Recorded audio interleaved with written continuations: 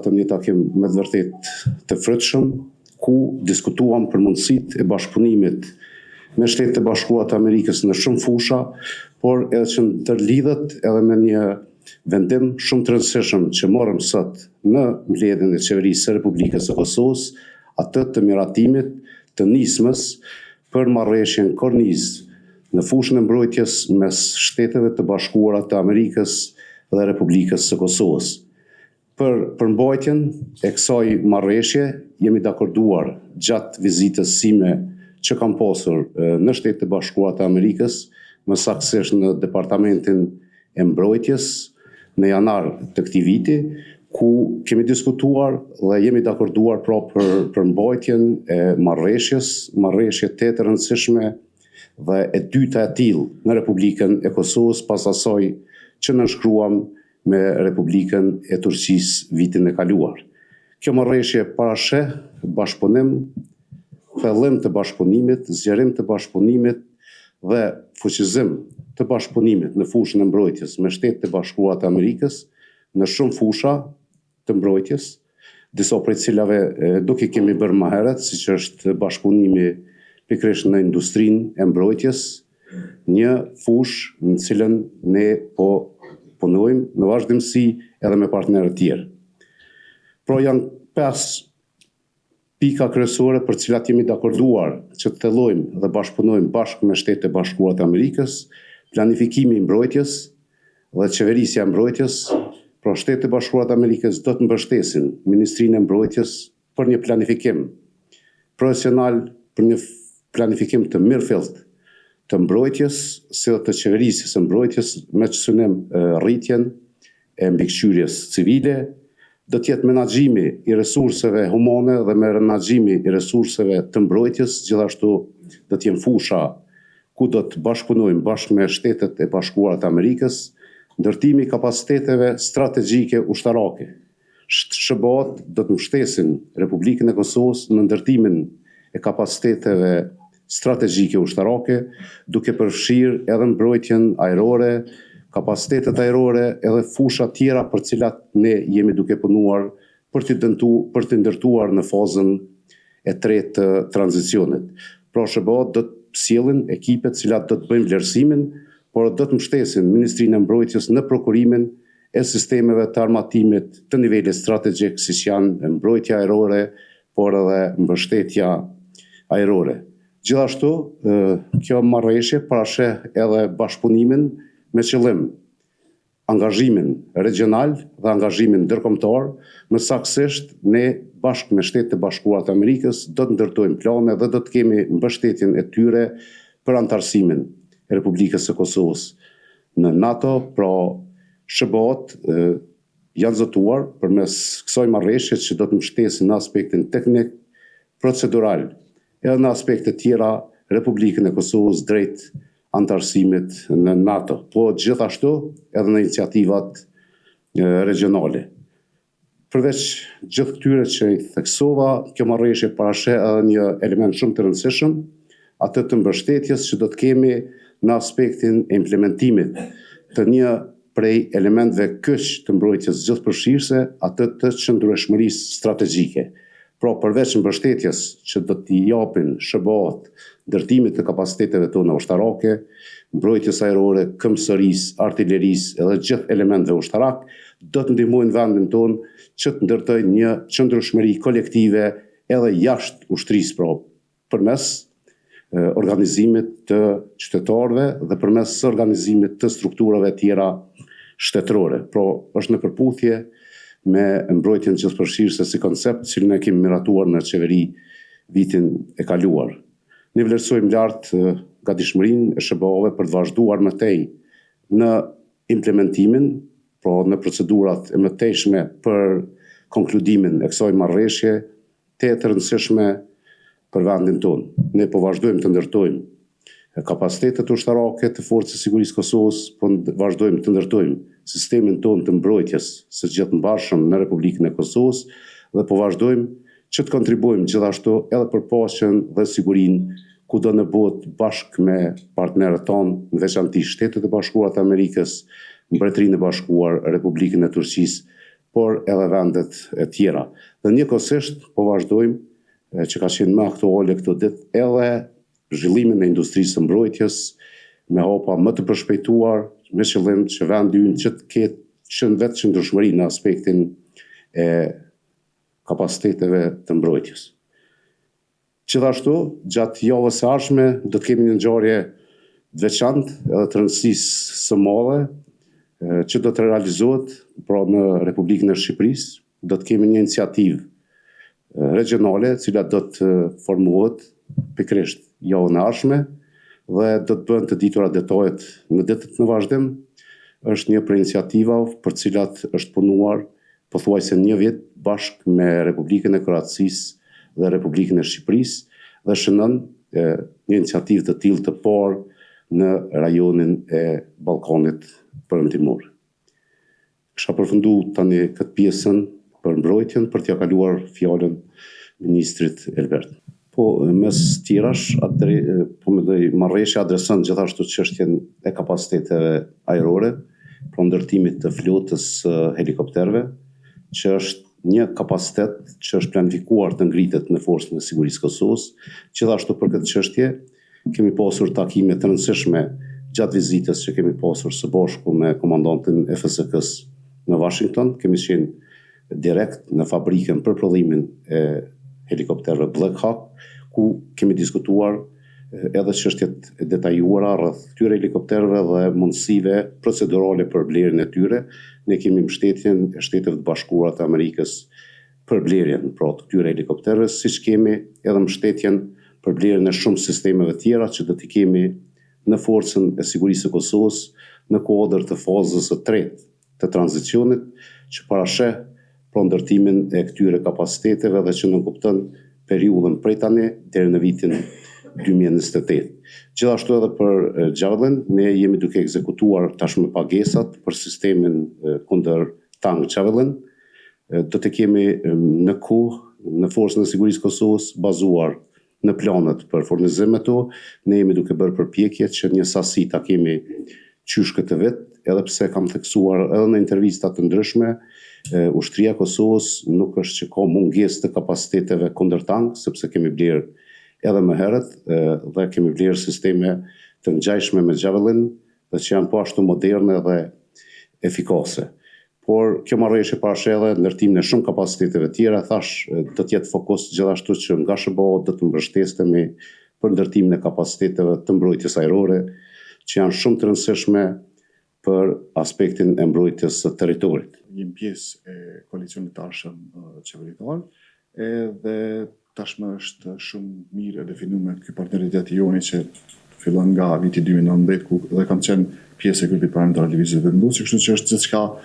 parimore edhe bazuar në këtë mirëbesimin e krijuar për këto 4 vite kur isha edhe ministër i qeverisë e Republikës Kosovës, udhëhequr prej kryeministrit Kurti, kështu që nuk ka asnjë dyshim që do të jem pjesë e koalicionit të arshëm qeveritar edhe do të jem vetëm pjesë e një koalicionit ku kryeministri është Albin Kurti. A janë të vjetë të nëzëruar të në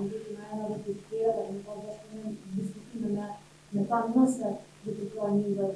edhe në vërtit. Është e padrejtë që në plasën e emën të tyre, që ka mund të ndaj sot këtu është që IRDK, subjekti politik ku një kryetari i partisë, ka fitu një ulse në Kuvendin e Kosovës dhe vota e qytetarëve ka vendosur që të jenë lieri më i votuari nga komunitetet jo shumicë në Kosovë, të përfshi të gjitha komunitetet tjera jo serbe, kuptohet. Kështu që unë mund të flas vetëm për veten, po nga diskutimet që i kam edhe me kolegë e tjerë që janë edhe në qeveri partner të kësaj qeverisë Kurti 2, vullneti i gjithë atyre është që të jenë pjesë e qeverisë Kurti 3, e cila do të jetë në ardhje shumë shpejt. Do të ndërtohet fabrika e municionit, a mund është më na shpalos, a do të jetë kjo fabrikë në Pej apo në ndonjë komunë tjetër të Kosovës? Faleminderit. Faleminderit shumë rreth çështjes së deklaratës së sekretarit të përgjithshëm të NATO-s. Besoj që nuk është hera e parë që NATO dhe KFOR-i bëjnë të ditur që janë neutral karshi ndryshimeve kushtetuese të vitit 2018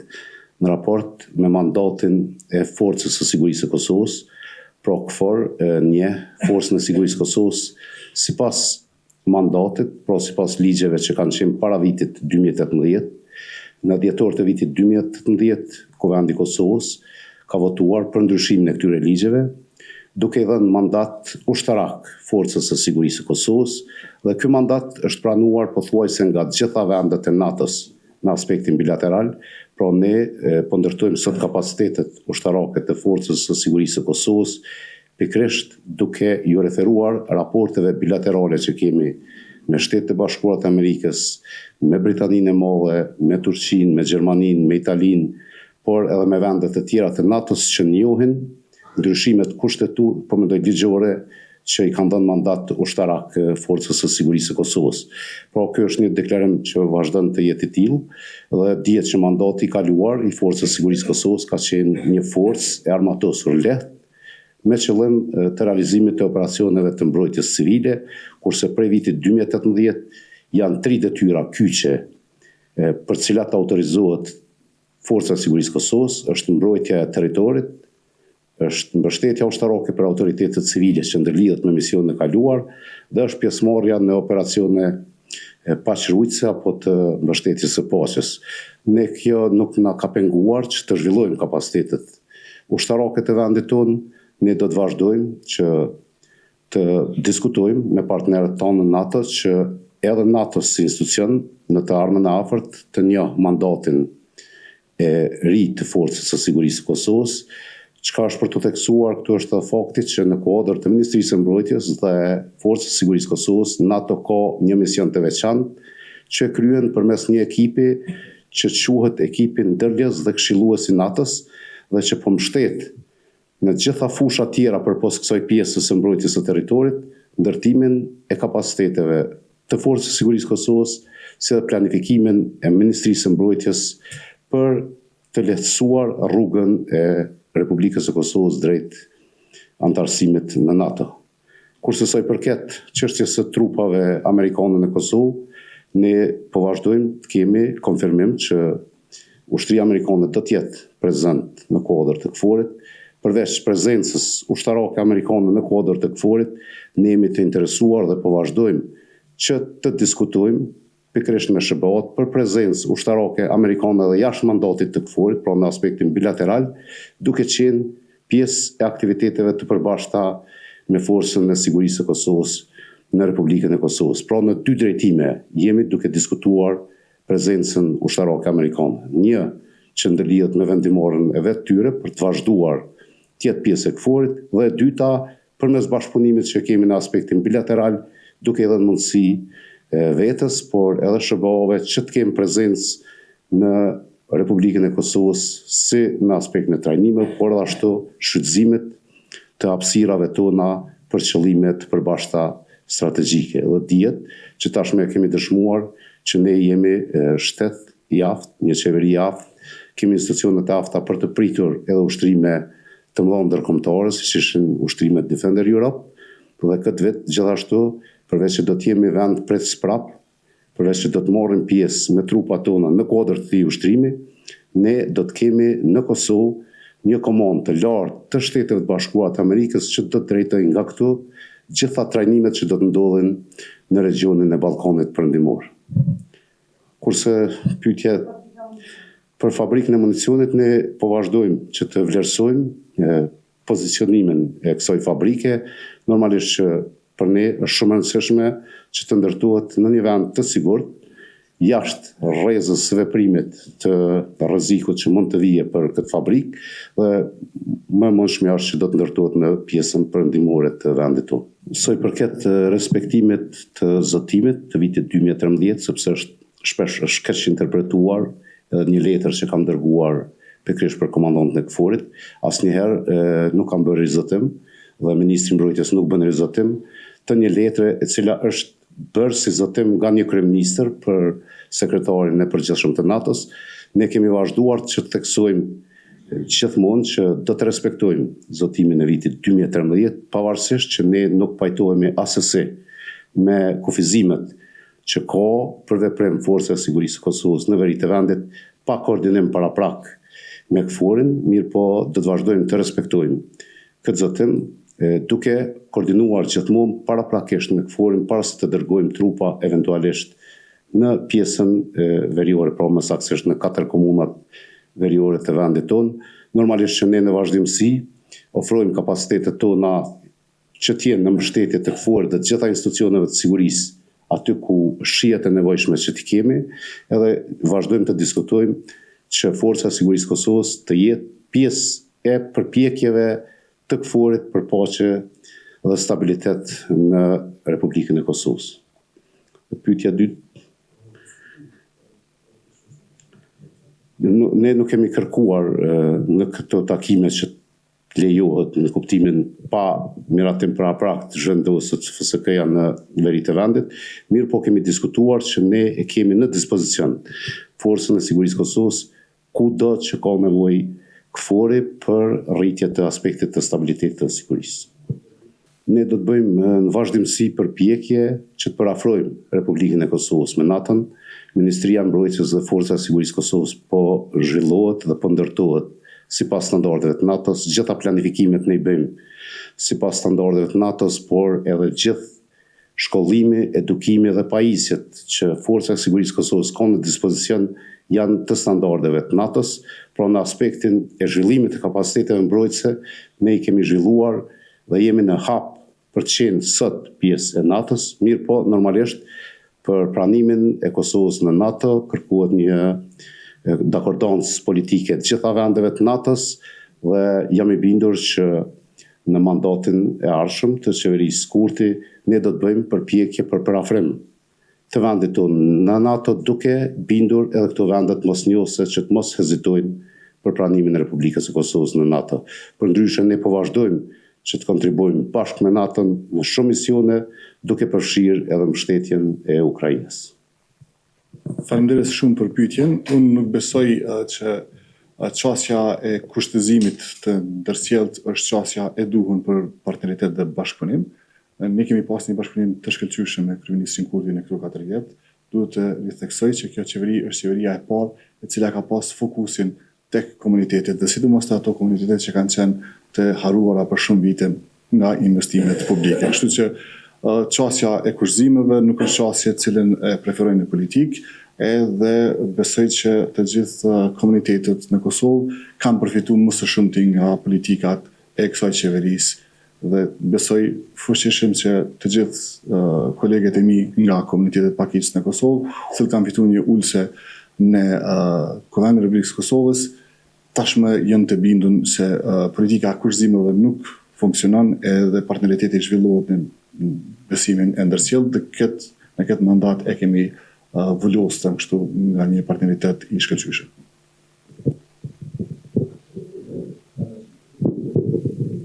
Faleminderit, ministër, ku është procesi i shërbimit të detyrueshëm ushtarak që e ka pasur dhe kryeministri Kurti në zgjedhjet e kaluara, a janë bërë përpjekje dhe kur pritet ndonjë vendim që të jetë obligueshëm për gjeneratë të reja? Në shtator të vitit të kaluar, në mbledhje të qeverisë është miratuar koncepti i mbrojtjes gjithëpërfshirëse, një koncept që adreson çështjen e angazhimit të qytetarëve si pjesë e sistemit tonë mbrojtës. Pra përmes këtij koncepti ne do të kemi mundësi që çdo qytetari t'i japim mundësinë që të trajnohet, përgatitet dhe pajisjet për të qenë i gatshëm për të mbështetur ushtrinë e Kosovës, jo vetëm në operacione luftarake, por edhe në operacione të mbështetjes autoritetit civile, më saktësisht për menaxhimin e katastrofave natyrore, por jo vetëm qytetarë, do të kenë mundësi edhe institucionet e tjera dhe do të bëjmë përpjekje që gjitha institucionet të kenë rol në sistemin tonë mbrojtës. Pra, në këtë fazë, përmes konceptit mbrojtjes gjithëpërfshirëse, nuk adresohet çështja e shërbimit të obligueshëm, mirë po i jepet mundësia gjithë qytetarëve që të jenë pjesë e sistemit tonë mbrojtës, pra po bëjmë një mbrojtje gjithë qytetare që në një farë forme është një sistem edhe më i avancuar se vetë shërbimi i obligueshëm ushtarak.